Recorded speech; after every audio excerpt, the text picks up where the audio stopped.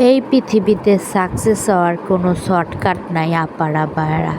অনেক সময় অনেক সফল লোক আছে যারা উচ্চ শিক্ষিত না, কিন্তু তাদের কিন্তু অনেক বুড়ি বুড়ি টাকা আছে। এরকম কিন্তু আমাদের সমাজে অনেক সময় দেখা যায়।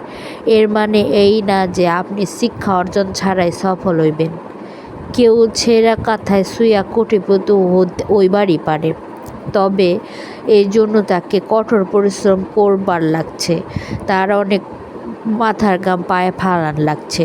ভুলে অর্থ, পদ, সম্মান এই শব্দগুলোর জন্য লালায়িত হইবেন না। যোগ্যতা অর্জন করেন, ওই শব্দগুলোই আপনার পিছনে ছুটব।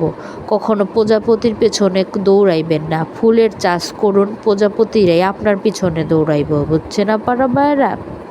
মনে রাখবেন, জীবন অনেকটা মেয়েদের মতো। আপনি তার বিষয়ে যত বেশি নির্মোহ হবেন,